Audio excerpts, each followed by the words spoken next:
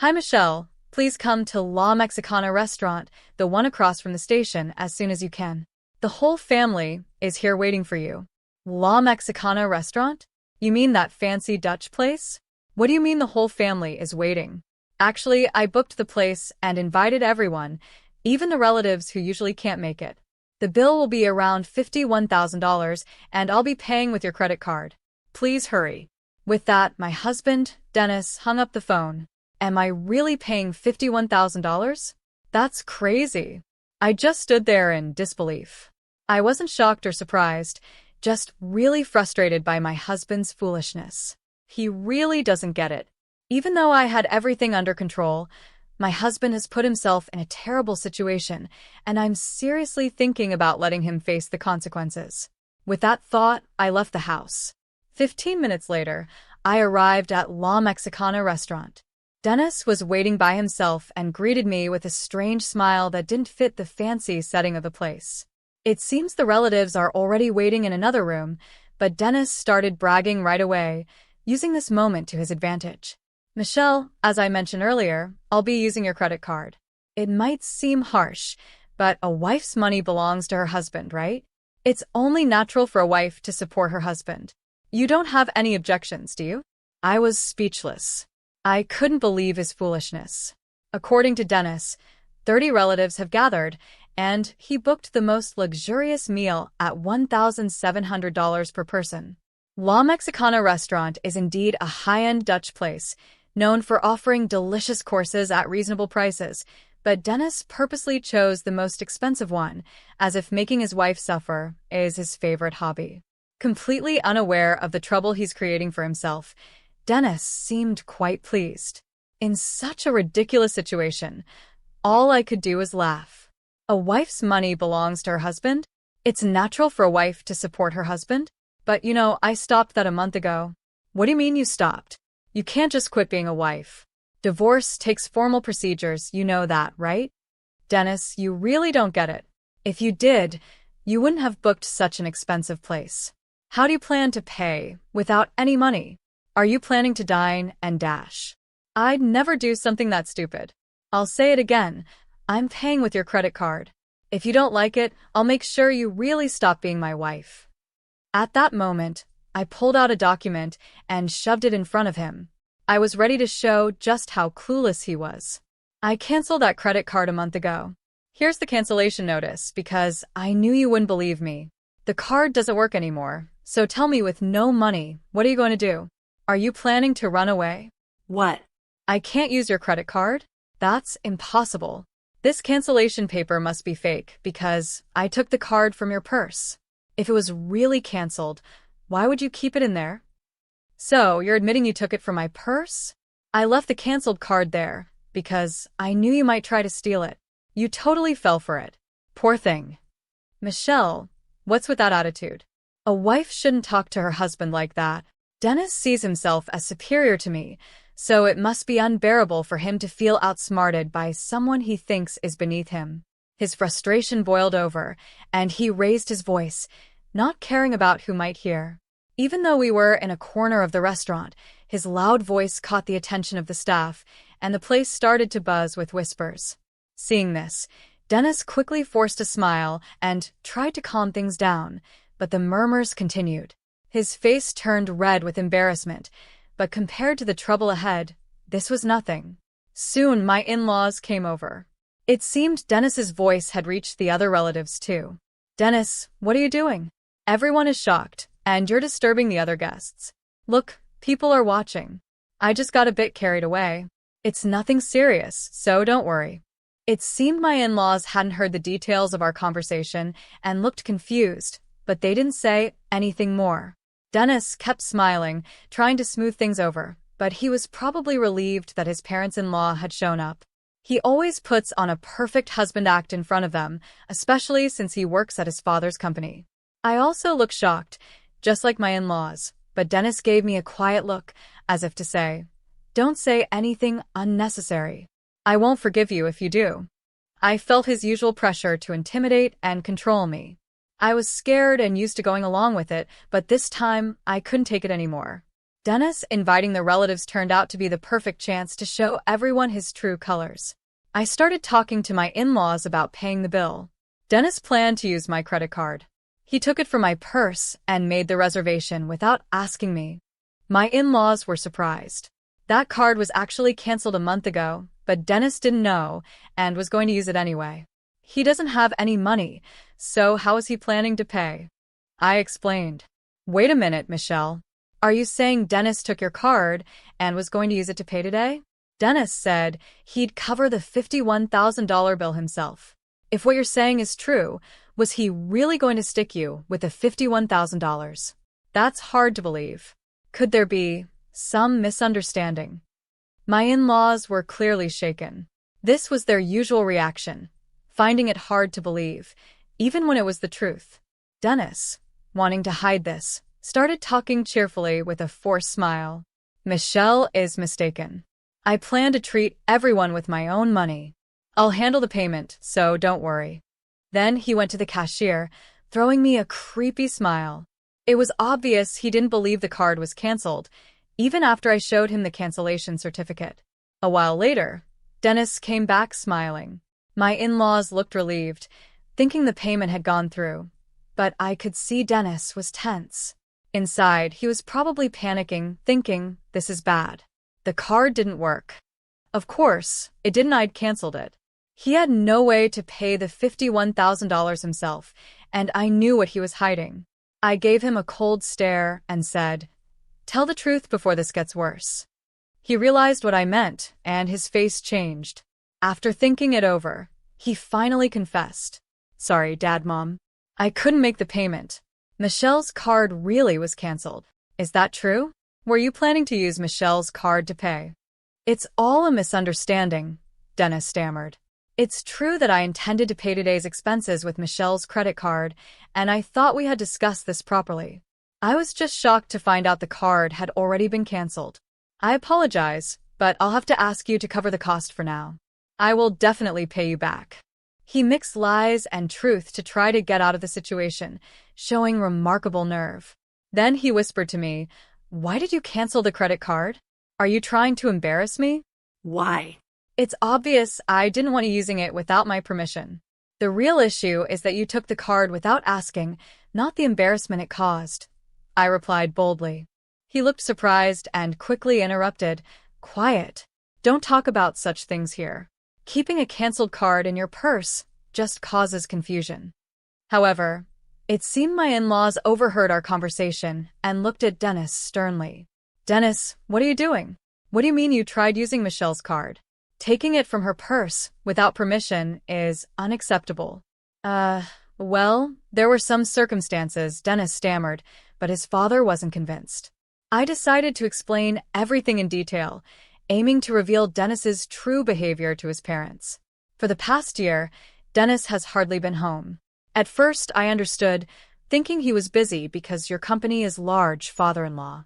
But then, Dennis started going out even on holidays and missing important dates like my birthday and our anniversary. He also began caring more about his appearance and started using my credit card without my permission.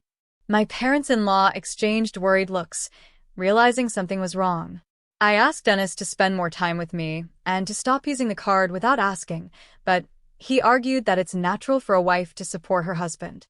He didn't listen and even threatened me with divorce, showing me a divorce form he had already signed. "Divorce?" my father-in-law exclaimed in shock. "Have you been making Michelle suffer this much?" my mother-in-law added, raising her voice. My father-in-law stared sternly at his son, the image of Dennis as a model husband shattered. Though I hoped Dennis would admit his mistakes, he quickly denied everything. "No, that's not true. What Michelle is saying is baseless. I need to pay attention to my appearance because I'm preparing to take over as president. The meetings I attend on weekends are networking events and seminars for work. What's wrong with using joint funds for work-related purposes? If I stop earning, my wife would suffer too." Dennis tried desperately to defend himself. My in-laws stayed silent, possibly seeing some logic in his explanation and feeling unsure about how to respond. But I knew the truth he was trying to hide. No matter what excuses he made, they were meaningless. Oh, really? Can you still say it's part of your job after seeing this? I said as I decided to show more evidence to my in-laws. I reached into my handbag and pulled out a document. It listed dates, store names, and the amount spent. What is this? My father-in-law asked. This is a credit card statement, I replied. As you can see, it shows purchases of luxury items for women. Why would you have something like that? As I showed the document, my husband quickly tried to grab it, but I pulled it away and looked at him, demanding an explanation. Why did you buy luxury items for women with my credit card? Cosmetics and jewelry aren't part of your job, are they? Can you explain this? Those were gifts for the women at work, he stammered. I was giving them as birthday presents. It's important to be liked by women in business, you know. The expense was unavoidable. His explanation was confusing, but considering his work reputation, there might have been some truth to it. Saying it was for birthday presents might sound reasonable, but for the first time, my husband couldn't convince his parents. Whatever the reason, the fact is you used Michelle's card without her permission. If it was really necessary, you should have discussed it with her. Buying luxury brands because female colleagues asked for them doesn't seem believable, my father-in-law said sternly. I'm sorry. I apologize for using my wife's card. I promise never to do it again. Please forgive me, my husband said, trying to show remorse. But my father-in-law's anger didn't go away easily. Just because you're married doesn't mean you can use her credit card without asking. And since the amount is significant, make sure you pay Michelle back for the money you spent. All right, I'll refund the money, my husband said, looking down, appearing regretful. But I wasn't convinced. I knew he was still hiding something. This was just the beginning of the real test. We all headed to the room, where the other relatives were waiting. There, I took out my smartphone from my bag and pressed play. The sudden audio surprised my husband, and he looked at me in disbelief, his face quickly turning pale. The recording was of a conversation between a man and a woman, where my husband was insulting me and the woman was saying, "Hurry up and divorce your wife." The family members around us were shocked by what they heard. Dennis, who is this woman? I asked. My husband struggled to come up with an excuse, while his parents glared at him angrily. The relatives were also appalled by what they had just heard. Without a break from the credit card issue, my husband was now facing another crisis. There was no hiding it anymore. You were having an affair, weren't you? I confronted him. I stated firmly. My husband began to sweat and shouted, "That's not true. I'm not having an affair. It was wrong of me to speak badly about you, but she's just a friend, and we were just hanging out. By the way, when did you prepare this?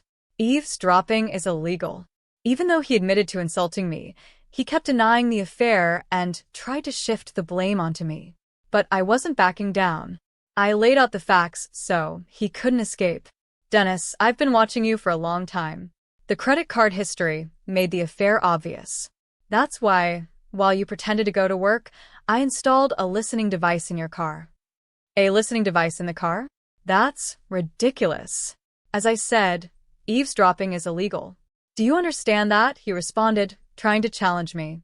If it's to catch evidence of infidelity, it's not illegal as long as it's not for stalking or similar behavior. I countered, showing I was prepared to do whatever it took to uncover the truth and protect myself. My husband fell silent, realizing he couldn't justify himself, but he still couldn't bring himself to admit the truth. Instead, he turned to his parents and the other relatives, pleading, "Everyone, please don't believe what she's saying. She's trying to trap me. I haven't been unfaithful."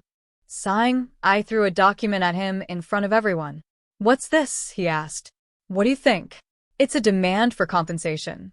My husband's face went pale. "This document is a compensation claim I sent to your mistress, Carol. It was confirmed through an investigation that you were having an affair with her. So I visited Carol and demanded compensation from her before coming to you." "You met Carol directly and demanded compensation? What were you thinking?" My husband was so shocked he was speechless. But he had no right to blame me when he was the one who made the mistake. Surprised? But she told me everything. She didn't hide your wrongdoings. You were buying luxury items for her with my credit card, weren't you? That excuse about gifts for female employees was obviously a lie. It was all for her. If the evidence is complete, it's undeniable, I continued. Carol also admitted to the affair and agreed to pay compensation because of what you did with my card. That's why I brought this compensation claim. My husband looked up at the sky, his face filled with despair. I waved the compensation claim in front of him.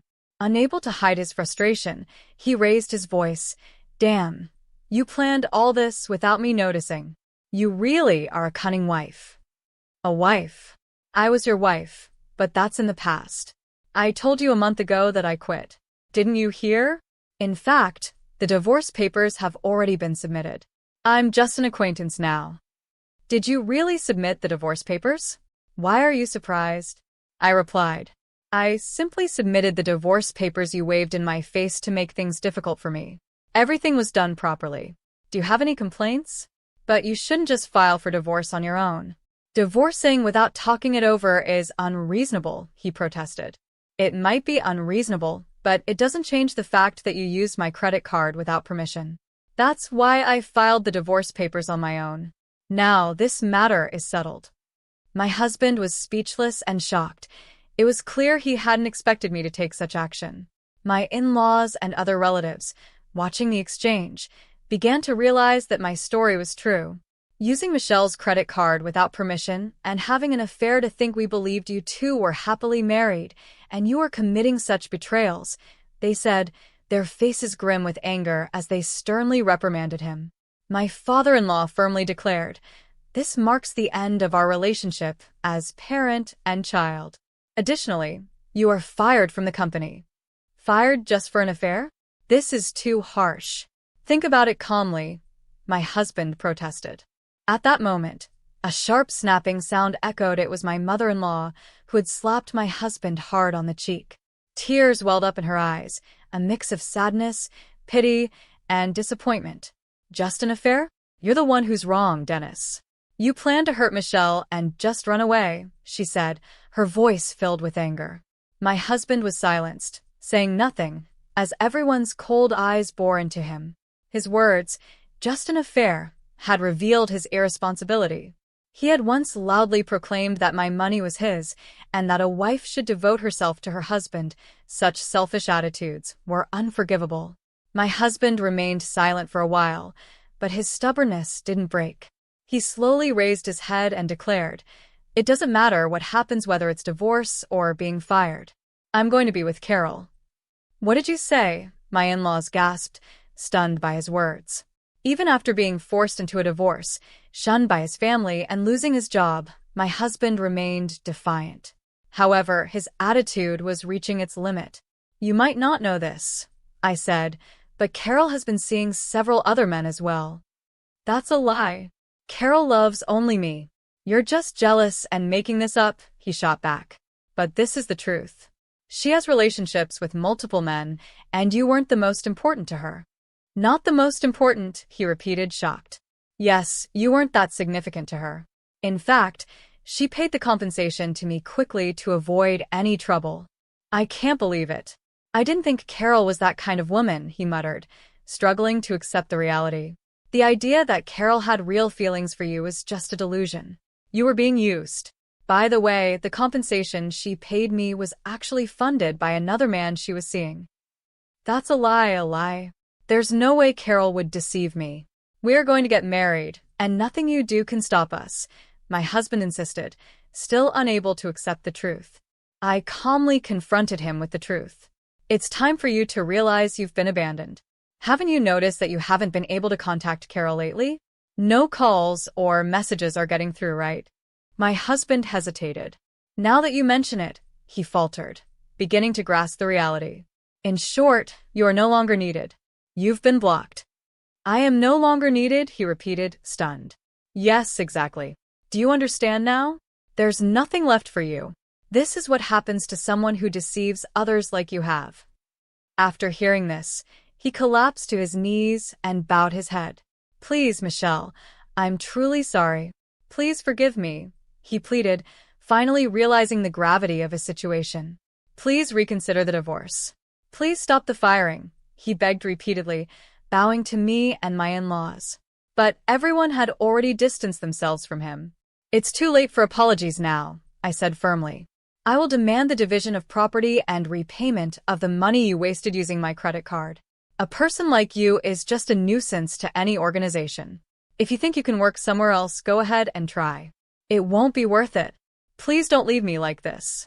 I'm reflecting on my actions. Can I have just one more chance?" My husband continued to plead, tears in his voice, still bowing to his father.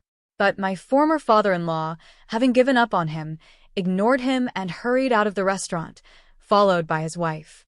The relatives also started preparing to leave, showing no further interest in my husband. "Well, I'll settle the payment then," I said. "What? "You're paying the $51,000? "Of course I will. I'll bill it later," I replied with a sweet smile as he collapsed onto his knees. That day, my retaliation made it the most painful day of his life, but the story wasn't over yet. His ordeal would continue. After the incident, I returned to my parents' house, but for the past few days, I've been getting numerous missed calls, all from my ex-husband, Dennis. The phone kept ringing nonstop, and I knew why. I had been deliberately ignoring him, but this time, I decided to answer the phone to deliver the final blow. "Michelle, you finally answered. Please help me out." "I'm truly in trouble," he begged. "Sounds like a tough situation. What's going on? Are you trying to escape debt collectors?" "What?" "How did you know that? Did someone tell you?" "No, irraplia." "I found out on my own, Dennis. You've built up a lot of debt, haven't you?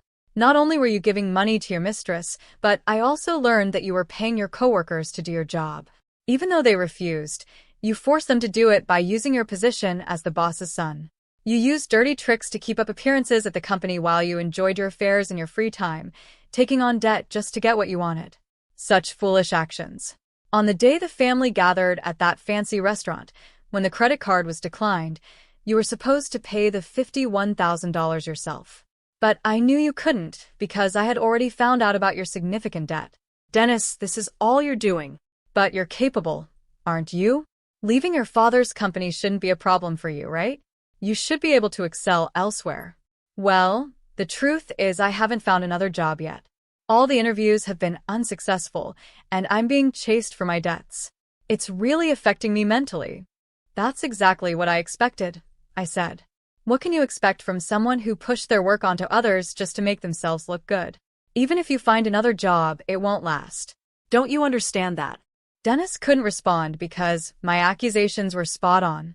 Unless he reflects on his actions and changes his ways, he'll keep making the same mistakes. If things continue like this, he'll only face more misery, even without my involvement. "Michelle, I truly regret everything. I should have appreciated you more. I should have worked sincerely at my father's company, but I didn't. I'm really sorry. Can we start over?"